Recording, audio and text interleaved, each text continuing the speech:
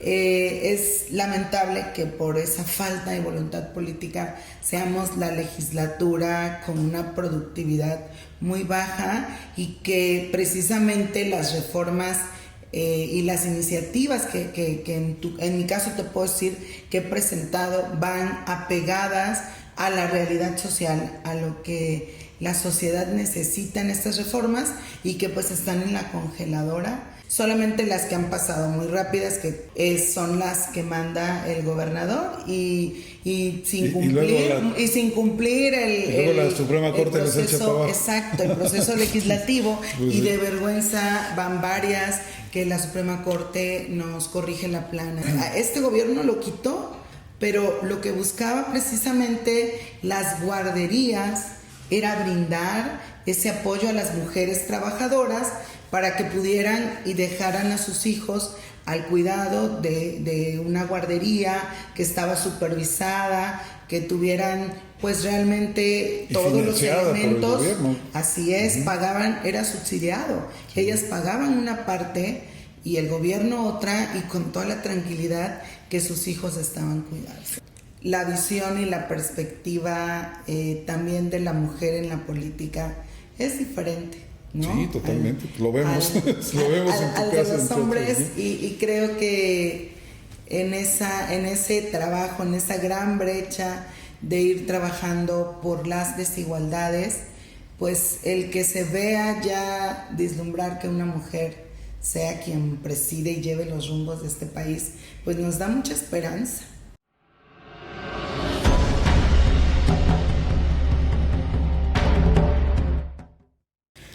Muy bien, pues nuevamente en Diálogos me da mucho gusto saludarlos.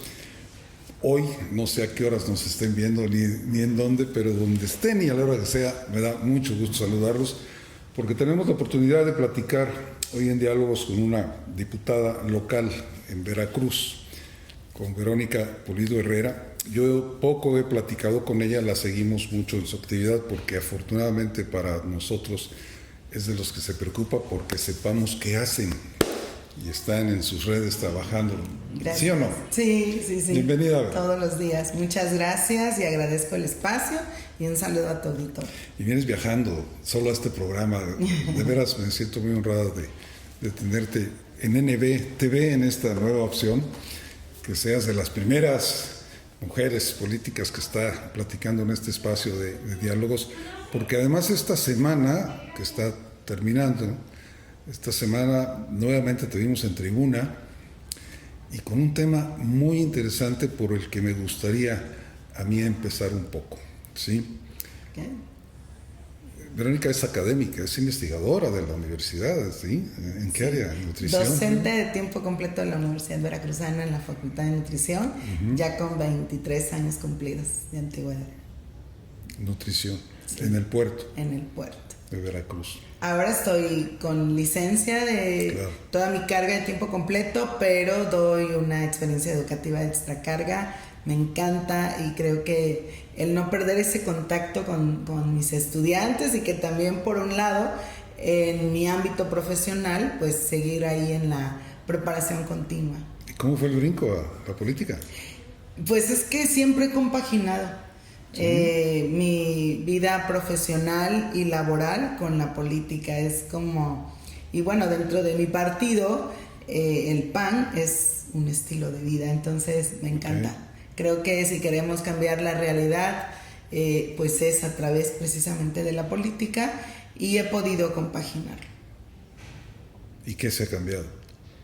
¿Perdón? ¿Y qué has cambiado de la realidad? ¿Qué he cambiado? Pues bueno, creo que es trabajo realmente, ahorita te puedo decir como diputada, he tenido la oportunidad de ser regidora del municipio de Veracruz, también como oposición.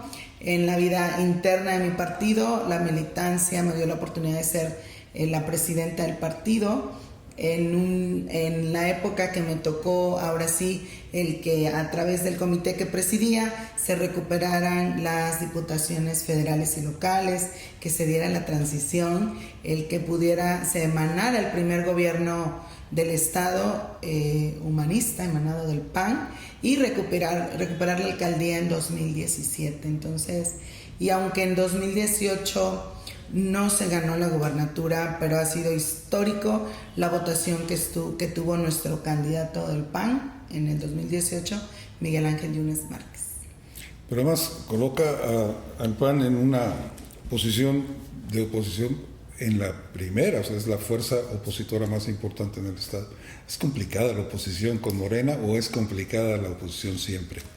Yo creo que es complicada la oposición, pero actualmente con Morena lo veo más difícil, y lo digo porque ahí están muchas iniciativas, y no nada más del grupo legislativo del PAN, también de los grupos de oposición, como es del PRI, de MC, entonces hasta del partido que es como aliado en sus coaliciones, pero también, por ejemplo, muy buenas iniciativas del Verde Ecologista. Entonces, es lamentable que por esa falta de voluntad política seamos la legislatura con una productividad muy baja, y que precisamente las reformas y las iniciativas que en mi caso te puedo decir que he presentado van apegadas a la realidad social, a lo que la sociedad necesita en estas reformas, y que pues están en la congeladora, no son ni siquiera dictaminadas para que por se haga todo un trabajo, ¿no? Así es. Y pues solamente las que han pasado muy rápidas, que pues en todos los medios se ha sabido, son las que manda el gobernador, y sin cumplir la Suprema Corte el proceso, exacto, el proceso legislativo, pues y de vergüenza van varias que la Suprema Corte nos corrige la plana. Entonces creo que por eso es lo difícil, en la parte de esa falta de voluntad política. Yo no me cansaré de seguir pidiendo el que estas iniciativas puedan ser dictaminadas. Te comparto, en esta sesión que me invitaste para que comentara, hice en relación un anteproyecto de punto de acuerdo, donde como legisladores y este Congreso hiciera de manera respetuosa un exhorto al Senado de la República. ¿Para qué? Para que se pueda discutir, analizar y en su caso aprobar una minuta que ya pasó y aprobó la Cámara de Diputados, para que tengamos la Ley General del Sistema Nacional de Cuidados. Creo que es algo importante. Históricamente estas cargas, estos cuidados lo realizan pues las mujeres en un 75%, y bajo pues ya reclamo de las colectivas, de las mujeres en estas organizaciones, es que llega esto a la Cámara de Diputados, en el que se haga una reforma de ley a la Constitución en relación al artículo 4 y 73. En el artículo 4, para que, así como lo marcan los tratados internacionales, el cuidado sea un derecho humano. Creo que todos tenemos ese derecho, y quisiera contextualizar que este trabajo o estos cuidados, por ejemplo, no remunerados, pudiéramos decir, caen las actividades, las labores domésticas.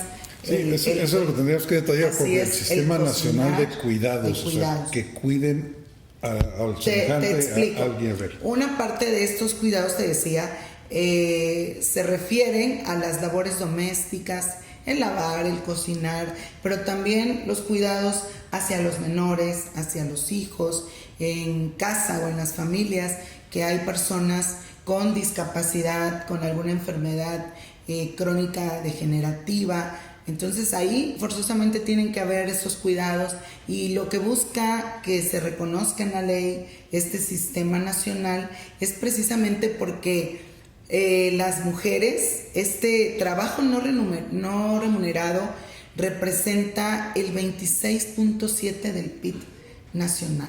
El Producto Interno Bruto. Entonces, imagínate. Pero también, ¿cómo lo representa si no es remunerado? No entiendo. En estadística encontré yo el dato. Okay, al final de cuentas, esta gente ocupa tiempo productivo, el 21% del tiempo productivo. Dejan ¿sí? precisamente Y no recibe. Muchas mujeres de desarrollar su vida claro. Personal por dedicar a estos cuidados. Y lo que se busca con esta ley es que haya un trabajo como solidario.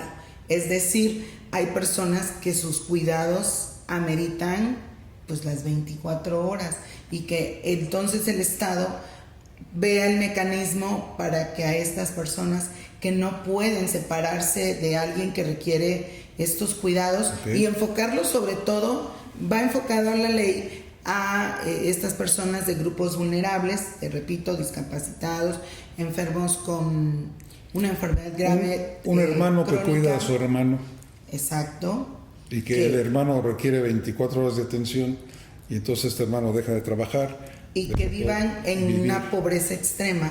Que entonces el gobierno pueda apoyar económicamente a ese cuidador. Y que antes este gobierno lo quitó, pero lo que buscaba precisamente las guarderías era brindar ese apoyo a las mujeres trabajadoras para que pudieran y dejaran a sus hijos al cuidado de una guardería que estaba supervisada, que tuvieran pues realmente todos los elementos. Así es, pagaban, era subsidiado. Ellas pagaban una parte y el gobierno otra, y con toda la tranquilidad que sus hijos estaban cuidados. Entonces, este es un ejemplo. En la Cámara de Diputados en noviembre del 2020. Y que pasó a la Cámara, perdón, al Senado de la República, y que se supone que en 180 días tenían para hacer su proceso legislativo. Llevan 1000. Que ahí está. Por ello es que pues hice el exhorto y que ojalá que se turnó el exhorto pues como debe ser a la Junta de Coordinación Política y que ojalá la Jucopo realmente este exhorto lo envíe a la Cámara de Senadores. ¿Y se tiene que cabildear mucho todavía? Pues creo que si se trabaja precisamente pensando en el bien y en las necesidades de las y los veracruzanos, las cosas deberían fluir. Yo hace unos días comentaba que revisaran las iniciativas. Mira, la sesión antepasada presenté una iniciativa que fue derivada de escuchar a mujeres víctimas de agresión sexual, mujeres víctimas de violencia. Entonces, todo lo que tienen que pasar para poder denunciar. Primero, que decidan hacer la denuncia. Y ya que van, es realmente un martirio entre lo que viven, entre toda la cuestión emocional y psicológica para denunciar. Y que si llega alguien a denunciar, les dicen es que tu agresión fue en tal lado, territorialmente no compete aquí. No, bueno, entonces, pero se creó una fiscalía especializada para eso, ¿no funciona? Sí, pero te estoy hablando de ahí, no hay en todos los municipios estas fiscalía especializada. De las especializadas yo lo dije hasta cuando tocó la comparecencia de la fiscal, que hace falta más perspectiva de género, más capacitación también, aún así, de estas fiscalías especializadas. Pero la iniciativa va en garantizar una protección efectiva para las víctimas, para que los ministerios públicos hagan el levantamiento de esa denuncia, y que ahora pues tenemos pues ya la ventaja de los sistemas del internet, y entonces a lo mejor el seguimiento canalizarlo donde corresponde, pero mientras no negarle a una mujer que va decidida a hacer una denuncia, que quiere justicia y quiere certeza jurídica, negarlo. Y además esta iniciativa va en dos aspectos: hacer la modificación en el Código Penal y también en la ley de acceso a las mujeres a una vida libre de violencia, porque lo único, la violencia familiar sí reciben esa protección las mujeres, pero es la única. Y sabemos que hay muchos tipos de violencia, la violencia física, violencia psicológica, patrimonial, la violencia sexual. Entonces, esto a las mujeres, y también esta iniciativa va para dar la protección efectiva a los grupos vulnerables, a las personas con discapacidad, a los adultos mayores, a las niñas, niños y adolescentes.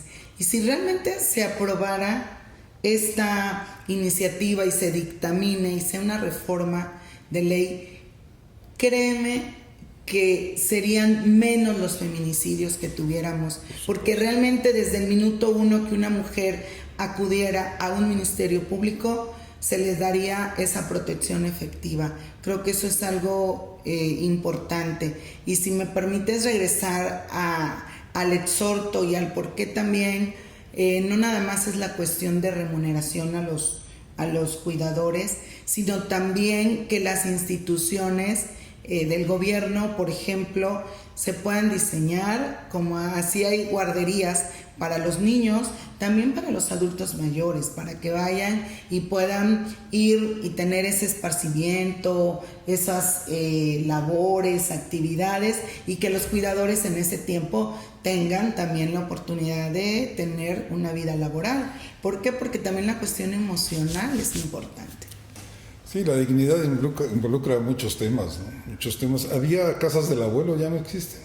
Bueno, en algún DIF lo vi en alguna ocasión. En el de Veracruz, ajá, están algunas actividades como tal, okay. Pero pues también lamentablemente la federación ha quitado muchos recursos a los municipios.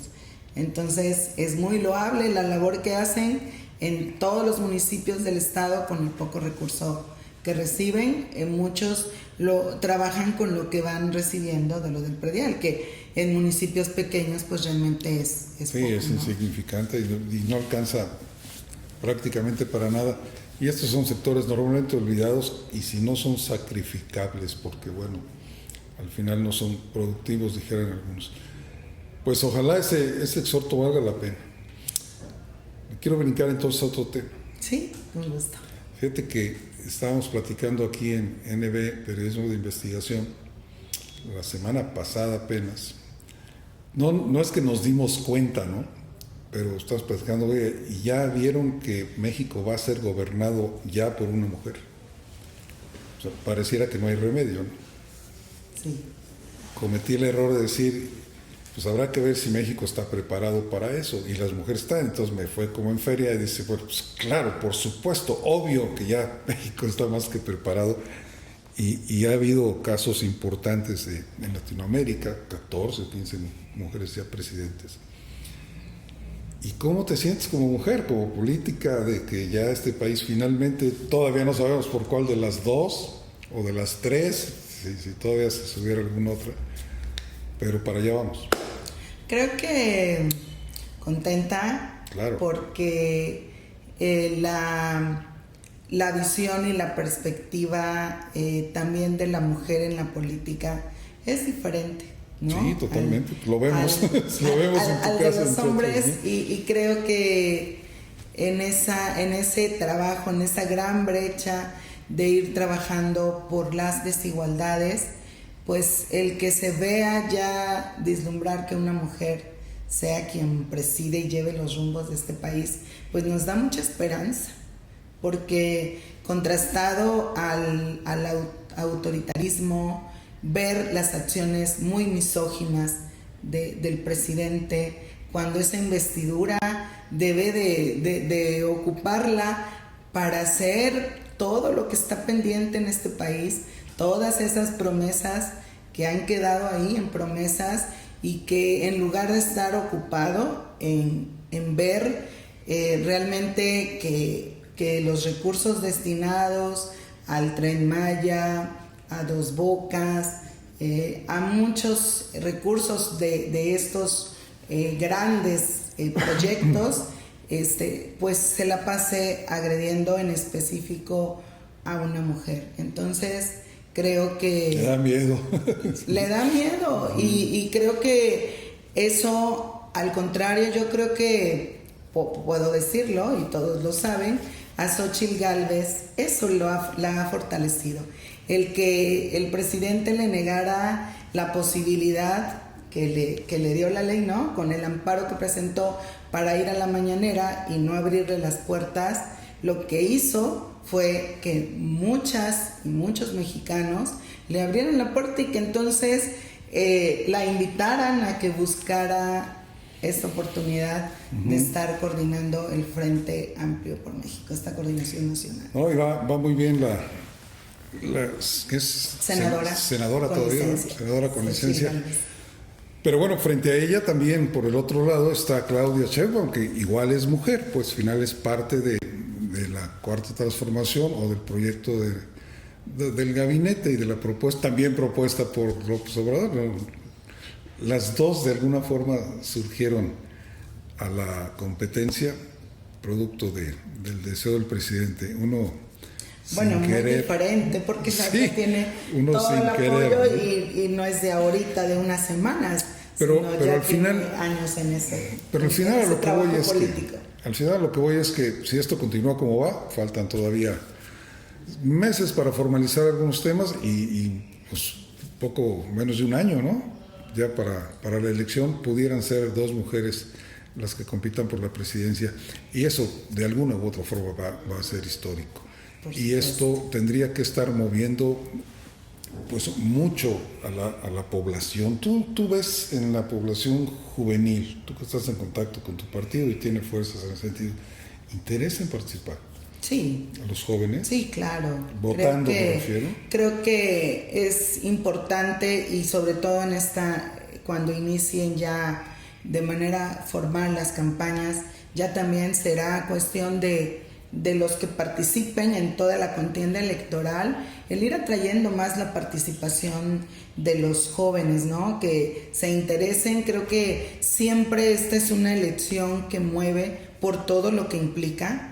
O sea, está en manos nuevamente el que queremos seguridad, que haya políticas públicas realmente que atiendan la realidad social, y por ahí pues los jóvenes ven a veces pocas oportunidades y que solamente con el voto precisamente verán sobre qué realidad quieren, ¿no? Sí, porque otra vez las elecciones recientes en el Estado de México, en el norte, se vio muy poca participación de los jóvenes, de los que por primera vez pueden votar y que pueden modificar los resultados si se organizan y lo hacen bien. Así es. Por eso digo que quienes les toque estar en toda esta contienda, que logren enamorar y que logren atraerlos para que tengan esa participación tan importante y decisiva que se requiere para el 2024. Sí, porque hoy por hoy yo he votado desde los 18, no me he perdido ninguna, pero hoy no tengo ganas de votar por una mujer que habla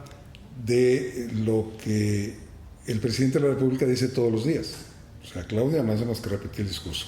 Y Xóchitl no habla más que ya ven, sigue hablando mal de mí y él me puso donde estoy. Pero todavía no hay propuestas. Todavía no las pueden hacer. No es momento de hacerlas. Creo que hay que respetar. Sí, ya se adelantaron de por sí estas actividades, ¿no? Sí. Previstas para todo el proceso electoral, pero yo creo que ahí está bien. Que no hagan propuestas porque que respeten. Creo yo que lo que voy es que algunos estaríamos esperando realmente, más allá de las circunstancias, más allá de las circunstancias y más allá del show, pues, de toda esta previa o interna en ambos bandos, la hora realmente de las propuestas, y es los que, como tú dices, nos van a enamorar. ¿Cómo va la bancada? Platícame. Aquí estuvo con nosotros Cabranis. Está muy contento. Están trabajando bien. Estamos trabajando bien. Sí. Creo que nos hacía falta esa parte. En el primer año, muchos como situaciones al interior del grupo legislativo fue esa parte, que no, el coordinador anterior no tuvo esa trabajo coordinado con nosotros, y con Enrique sí, desde que él llegó a la coordinación pues hicimos un trabajo previo para poder, hasta en medio se presentó nuestra agenda legislativa, claro, las iniciativas, todo lo que vamos presentando, cada una de mis compañeras y compañeros va enmarcada con esa agenda legislativa que nos marcamos al inicio de este segundo año legislativo. Y pues bueno, ahorita que terminemos este periodo ordinario, sé que vamos a trabajar en este receso legislativo para ver qué hemos cumplido, qué nos falta y trabajar la agenda legislativa que tendremos para el tercer año legislativo. Hay una sensación interesante, y es pregunta, habría una sensación interesante en el hecho de que tú finalmente eres legisladora, y digo finalmente por decirlo de alguna forma, ¿no? ¿Sí? Eres legisladora y te toca entonces modificar la realidad o intentarlo, como decías, ¿no? Y ha habido algunas propuestas desde el inicio de tu participación, varias, ¿no? Varias iniciativas. Varias. ¿Algunas se aprobó ya? ¿Todavía ninguna? Ninguna. Ese trabajo lo ha llevado Enrique ahí al interior de la Jucopo, porque en esta Junta de Coordinación Política, pues bueno, los trabajos y todo lo que realizan son a través de los coordinadores.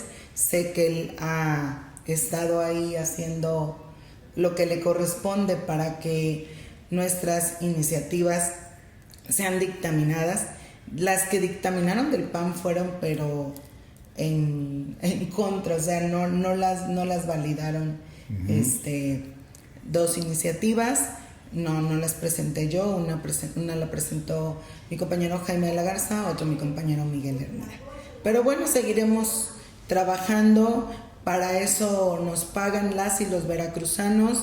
No va a quedar en una servidora ni en la bancada el dejar de trabajar y alzar la voz.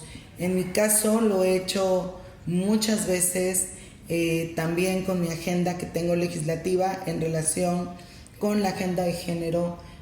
Muchas veces he subido a tribuna a hablar de la situación de violencia, la inseguridad que vivimos las mujeres, los feminicidios. No variamos, o estamos en segundo o tercer lugar a nivel nacional.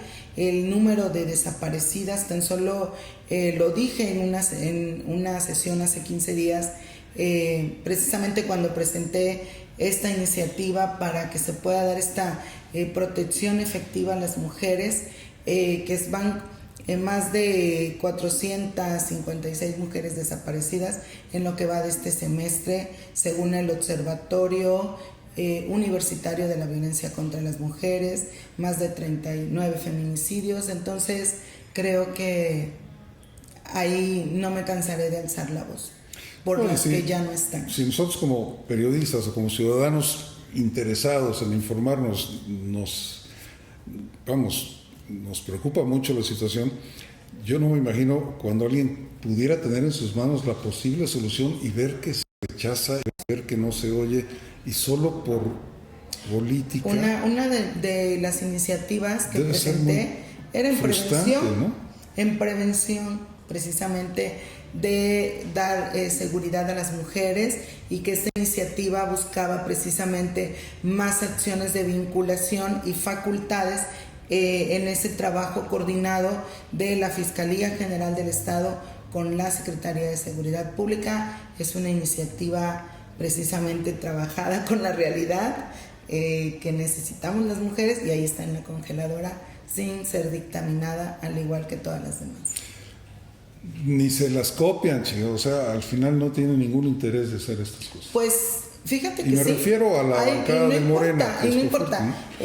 Presentó mi compañera Ruth Callejas la iniciativa de la ley vicaria, y semanas después la presentó Morena, y pues bueno, al final... Y ahí sí quedó. Yo pedía, porque me fue en la permanente, yo pedía que se trabajaran y se dictaminaran juntas. Ahí está. Y también yo en julio del 2022 presenté que se pudiera hacer una reforma al Código Penal para que se tipificara el delito de lo que es la violencia ácida, esta agresión que sufren las mujeres, ya sea con alguna sustancia corrosiva, ácido y demás. Y ahí está, y el grupo legislativo de Morena la presenta, me parece, en el mes de abril. Y dije, a mí me entrevistaron, oye, la plagiaron. Pues no importa, si con esto se va a dar esta certeza jurídica y que haya justicia para mujeres que han sido agredidas con sustancias químicas, no importa quién la presente. O no importa quién le pongan la medallita. A mí lo que me interesa es que como Congreso le respondamos a esas mujeres que están esperando que se les haga justicia. Y ahí está, no se ha dictaminado tampoco y mucho menos ha pasado al Pleno. ¿Tu distrito? Pues yo trabajo en el municipio de Veracruz, yo soy diputada por representación proporcional. Por situaciones ahí ya de la alianza, porque pues tuve ahí la invitación para participar por mayoría en un distrito, en el 14, pero al momento de las alianzas y las mesas de trabajo a nivel nacional, ese distrito se lo dieron al PRI, que era en alianza, y el otro distrito 15 lo tuvo el PAN, y entonces pues bueno, me invitaron con el apoyo de la militancia, de los amigos ahí, del equipo político al que pertenezco, para hacer la propuesta como candidata de representación proporcional o plurinominal, como se conoce, y pues bueno, tuve la bendición de estar en la lista y con la votación que tuvimos, pues lograr este espacio en la Diputación del PAN. Bueno, pero el trabajo... Me abriste una puerta que no quería yo tocar, pero mi compromiso, creo que cuando tú tienes ese compromiso con los ciudadanos y con lo que representas, trabajo todos los días, tengo que normalmente no te obliga, está más para el que es diputado en mayoría. Sí, claro. Yo tengo mi oficina de gestión donde atendemos todos los días de 9 de la mañana a 3 de la tarde. Los lunes damos asesoría gratuita de asesoría jurídica, los martes asesoría y consulta psicológica, clases de inglés los miércoles, y pues todas las gestiones que podemos hacerle llegar a la población y coadyuvar, ahí estamos, y haciendo siempre trabajando todos los días. ¿Por qué de inglés? Tengo un programa, ¿mande? ¿Por qué de inglés? ¿Por qué de inglés? Porque una amiga es maestra de inglés y ella me ofreció que quería brindar ese apoyo a los niños y adolescentes, y créeme que les ha ayudado, porque les ayuda a regular las tareas, que a veces mamá y papá pues no todos dominan el inglés, y sí ha sido un apoyo para los niños que acuden. Entonces también es una oportunidad. Creo que no nada más es el español, sino ya la necesidad y la realidad nos obliga a manejar el inglés, y también las tecnologías, lo que es la robótica, la inteligencia artificial, el fomentarla desde niños, pues es una labor que todos debemos hacer en la medida que podemos. Muy bien, pues diputada, le dimos mucho recorrido, pero me abriste una última puerta, dijiste al grupo político al que pertenezco. Están, a ver, desde tu óptica, y la vamos a entender según nos la quieras resolver o responder, ¿está el PAN listo, pues, como un partido político? Bueno, todos los partidos tienen, algunos decían que tenían tribus, tienen grupos y demás. Se está consolidando para lo que debe venir. Y lo que debe venir es, bueno, pues me imagino una fuerza única para sumarse a otras fuerzas únicas también y pues, dar la batalla. ¿Están trabajando en eso o todavía hay esas rencillas? Mira, desde el cambio de la dirigencia con mi presidente de partido, Federico Salomón, desde que tomó protesta y tomó las riendas del comité estatal, creo que ha sido parte de sus objetivos el trabajar por la unidad, el dar la apertura a todas, ahora sí, las corrientes políticas que hay al interior del PAN. Creo, y ya lo demostramos en el 2016 y en otras elecciones, que cuando vamos unidos, con un bien superior, con una humildad, para poder cambiar el rumbo que necesita nuestro estado, sé que se va a hacer.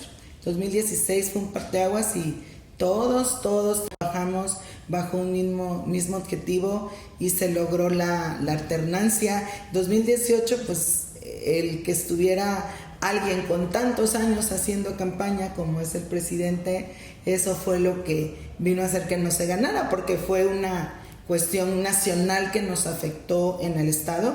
Sin embargo, tuvimos una votación excelente, ¿no? Y creo que ahorita yo soy consejera estatal y nacional, y en el último consejo estatal pues se habló precisamente del tema de unidad. Creo que todos queremos lo mejor para nuestro estado y que como panistas en su momento demostraremos a las y los veracruzanos que podemos trabajar en unidad por mejorar las condiciones en que vivimos. Ya, lo demás ya no te lo pregunto porque es muy utópico el tema. Muy bien, pues yo les agradezco mucho que nos hayan acompañado en esta emisión de Diálogos. Le dejo el micro a la diputada Verónica para que se despida y cierre el programa. Muchas gracias por venir. Muchas gracias por el espacio y que bueno, que sepan también a través de este tipo de foros lo que hace un diputado que quiere trabajar. En mi caso, soy una diputada que trabaja todos los días en mi distrito, no nada más trabajando en las iniciativas, que, ojo, cuidando también los recursos, alzando la voz, porque eso es una responsabilidad, la transparencia y que los recursos de las y los veracruzanos se haga con rendición de cuentas y si no, señalar lo que se haga mal y pues el gestionar eso también con responsabilidad y con mucho gusto. Siempre lo he hecho y lo seguiré haciendo. Muchas gracias por el espacio. ¿En qué comisión te gusta más trabajar? Pues en todas. Fíjate que la que presido es Ciencia y Tecnología y me ha encantado, por ejemplo, no nada más que hacer una labor legislativa, sino poder fomentar lo que marca la ley, el fomentar e incentivar la ciencia y la tecnología desde la niñez. Me tocó organizar el primer foro de ciencia y tecnología, que ahí el equipo por las siglas lo llaman FORBESIC, y que el dar o el abrir el espacio del Congreso a que los investigadores vayan y den sus ponencias de lo que están trabajando, de que haya exposiciones de robótica, de inteligencia artificial. En los dos, este año fue muy interactivo también, porque desde las redes se fueron presentando de una manera muy dinámica, muy tecnológica los ponentes, y que bueno, ahí la verdad es que hay mucha creatividad por parte del equipo de trabajo que me ayuda. Son poquitos, pero valen por 1000 con su talento. Y me han ayudado a eso también en desarrollo artesanal, el ir fomentando, el ir ayudando a los artesanos. Ya nosotros solicitamos que hubiera un padrón único de artesanos.